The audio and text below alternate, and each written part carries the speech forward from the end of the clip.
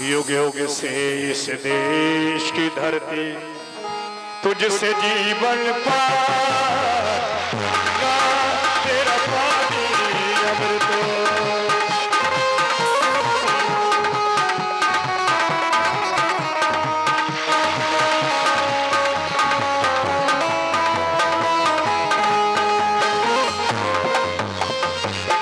पूरे हिमालय से तू आई गीत सुहाने गाती, बस्ती बस्ती जंगल जंगल शुभ संदेश सुनाती। तेरी चांदी जैसी धारा मीलों तक लहरा, गंगा तेरा पानी अमृत, तेरा पानी अमृत, तेरा पानी। हे माँ गंगे, ये तुम्हारा पुत्र गौतम तुम्हारे लिए नामामि नमस्कार करता है। और माँ, मेरी अंतिम इच्छा यही है कि जब तक इस पृथ्वी पर मैं रहूं, आपके दर्शन करता रहूं, आपके तट पर आता रहूं। लेकिन आज मैं ये क्या देख रहा हूं, जब मैं कभी भी गंगा स्नान के लिए आता था, यहाँ पर भक्तों की भीड़ मिलती थी। आज कोई भी दिखाई नहीं दे रहा है। मुझे तो गंगा स्नान करना चाहिए। जय हो मैया। जैसे ही गंगा में कमंडल को डुबोया, माँ गंगा ने संकेत किया, अरे दोस्त, तू कौन है जो मुझे अर्धरात्रि के समय जगा रहा है? हे माँ, आप मुझे पहचानिए।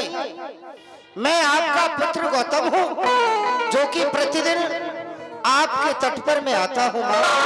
और आप मुझे दुष्ट कहकर के संबोधित कर रही हैं, दुष्ट कह रही हैं माँ, पहचानिए। क्या कहा? पुत्र गौतम तुम, लेकिन पुत्र तुम जो समझ रही हो वह नहीं है। यह ब्रह्म मुहूर्त का समय नहीं है, यह अर्धरात्रि का समय है। तुम्हारे साथ किसी ने छल किया है। तुम अपनी कुटिया के लिए वापस जाओ पुत्र, वापस जाओ। क्या कहा मैया? हमारे आश्रम पर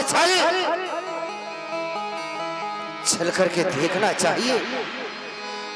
आखिर ये छल करने वाला है कौन? जो कि ऋषि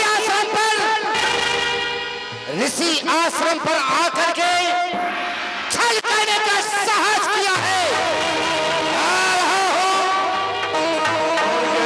आश्रम में आए तो क्या देखते हैं? आश्रम के इर्द गिर्द चंद्रदेव मुर्गे के भेष में भ्रमण कर रहे थे। चंद्रदेव, तो मुर्गे की फांक तुमने लगाई थी, इसका परिणाम तुम्हें भोगना पड़ेगा। इसका परिणाम तुम्हें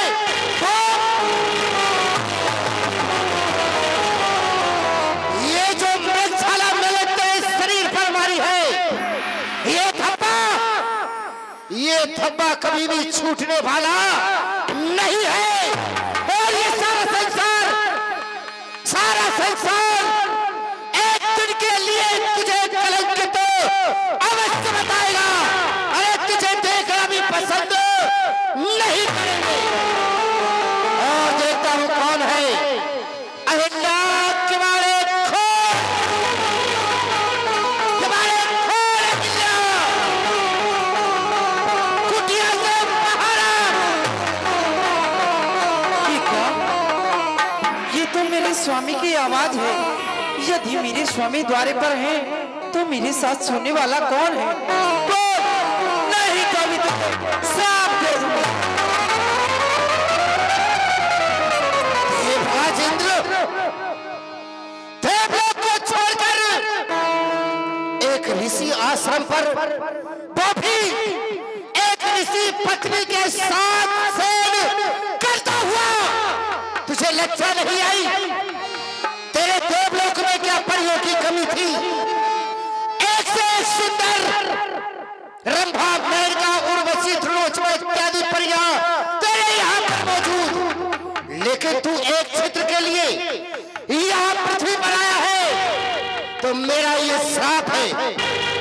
प्रकार एक भक्त के लिए तू यहाँ आया है। तेरे शरीर में एक सहस्त्र ये भोग हो जाए। ये 21 रुपए की राशि हमारे श्री मंजू भैया, भतीजा राजेश भाई, आप दोनों की ओर से 21 रुपए की राशि है। बहुत बहुत धन्यवाद। और हिल्या तू तो पतिव्रता थी, अपने पति की आज्ञा का पालन करने वाली थी। अरे तूने ये नहीं सोचा तेरे साथ में जो सेन कर रहा है वो तेरा पति है या कोई और है? इसका परिणाम तुझे भी भोगना पड़ेगा। तेरे लिए मेरा भी ये श्राप है। जो पत्थर की तरह खड़ी हुई है, तेरे मुंह से आवाज नहीं निकल रही है, तो मेरा ये श्राप है कि जाओ तुम पत्थर की हो जाओ।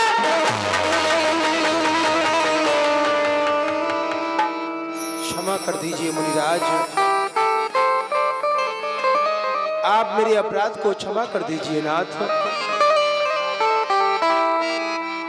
देवलोक को छोड़कर मैं मृत्यु लोक में संत के आश्रम में ऐसा घोर अपराध करने के लिए आ गया नाथ। मैं आपकी शरण में हूँ, आप अपना ये श्राप वापस ले लीजिए, मुझे क्षमा कर दीजिए भगवान।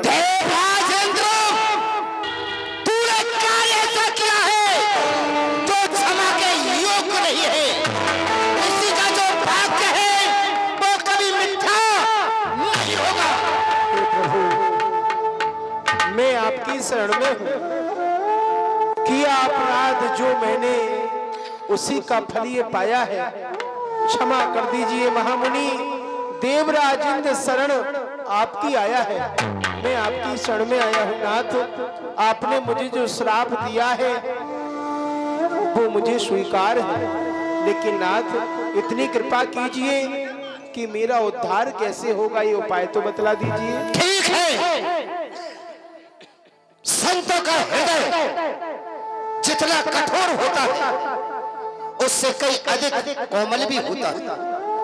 तुम हमारी शरण में आए हो तो हम तुम्हारा उद्धार अवश्य बताएंगे। त्रेता के चौथे चरण में रामावतार होगा।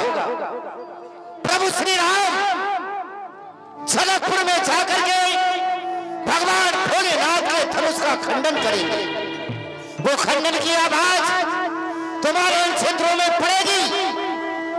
यही एक सहस्त्र क्षेत्र तुम्हारे नेत्रों में बदल जाएंगे और ये सारा संसार प्रभु के दर्शन दो नेत्रों से करेगा, लेकिन तुम एक सहस्त्र नेत्रों से प्रभु के दर्शन करोगे। जाओ, तब तक के लिए कमलों के वन में तुम निवास करो।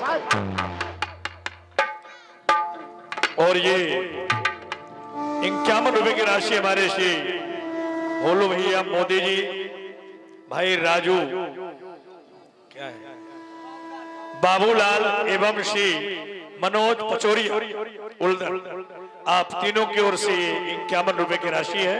बहुत बहुत धन्यवाद।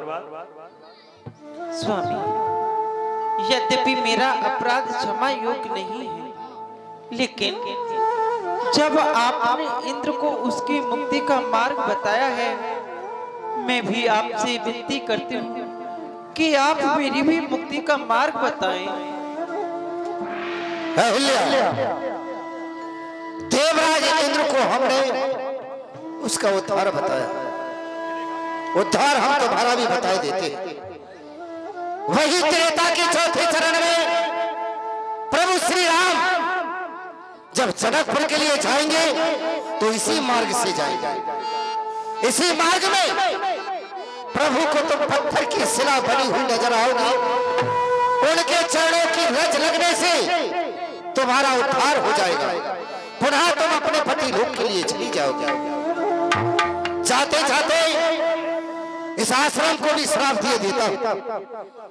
इस आश्रम पर कोई भी मनुष्य नहीं आएगा। आज के बाद इस आश्रम पर मनुष्य तो बहुत दूसरी है, लेकिन वो पक्षी विराज बिताने के लिए नहीं आएंगे। सारे फूल रही है।